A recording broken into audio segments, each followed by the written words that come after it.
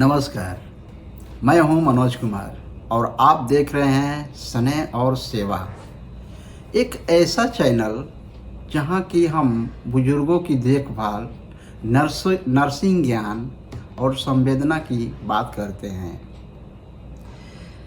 आज हम बात करेंगे एक ऐसी बीमारी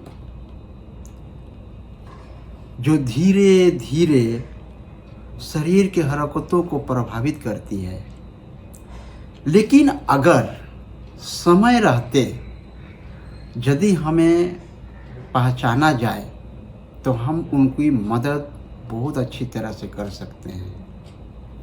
इस बीमारी का नाम है पार्किंसंस।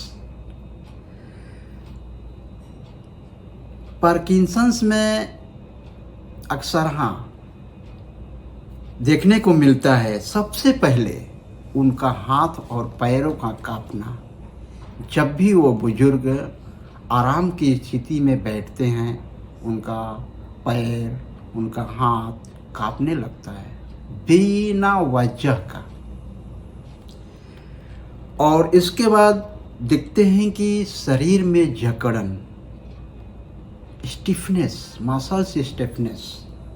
इसमें क्या होता है, मांसपेशी में तनाव, और उनको चलने में कभी भी वो चाह कर के भी अगर सोचेंगे मैं जल्दी से जाऊं, या आप के घर के आसपास में माता पिता यदि आपके ये सब देख रहे हैं तो उन्हें बहुत ही सहूलियत से, बहुत ही स्नेह से और प्रेम से उनके साथ पेश आना चाहिए। वे लोग बहुत ही इस चीज़ से झेलते हैं। यदि हम उनके स्थान में होकर सोचे, क्या ही लगता है। भाइयों, मैं यही बोलना चाहता हूँ कि वो धीरे चलने लगते हैं और हम सोचते हैं कि वो जल्दी जल्दी चले, बट वो धीरे धीरे चलते हैं, जैसे कि कोई चीज़ धीरे धीरे स्लो मोशन में होता है। और चेहरों पर भावों की कमी।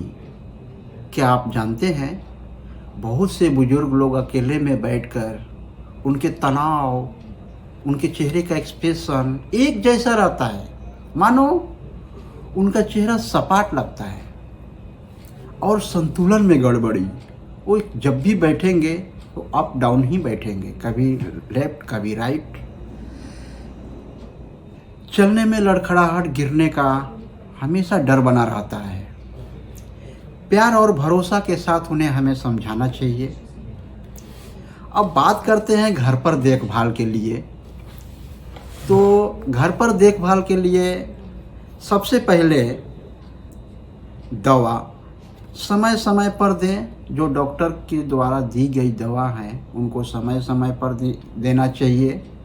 और यदि हम मिस करेंगे तो उनकी हालात बिगड़ सकती हैं। सहारा और सुरक्षा, ये तो बहुत ही ज़रूरी है, क्योंकि हर घर में स्लिपरी जगह होती हैं, वो चलने में फिसलन हो सकती है। इसके लिए हम नॉन स्लिप मैट लगाना चाहिए और ग्रेव बार्स भी लगाना चाहिए।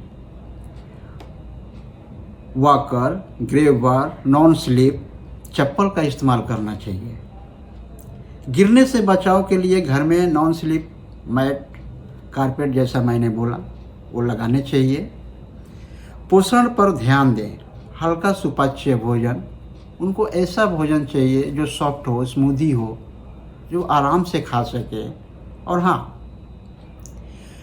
कभी कभी मैं या आप या आपके आसपास में बुजुर्ग जब खाना खा रहे हैं या केयर गिवर अगर उनको खाना खिला रहे हैं, केयर गिवर सोचते हैं अरे जल्दी जल्दी खिलाओ, बट वो जल्दी जल्दी नहीं खा पाएंगे, क्योंकि उनका जो स्थिति है, हालात है, वो सेल पर निर्भर है। क्योंकि ब्रेन का सेल जो है, उनको आपका हर प्रश्न का उत्तर होता है, बट उनको जवाब देने में थोड़ा टाइम देना पड़ेगा। इसमें हमें संयम बरतना बहुत ज़रूरी है।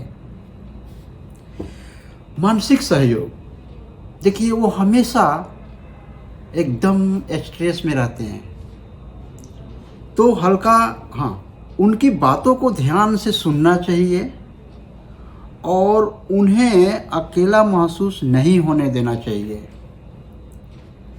और हमें छोटी छोटी बातों में गुस्सा नहीं करनी चाहिए, क्योंकि आपको इतना ध्यान होना चाहिए कि वो एक बीमार पर्सन है।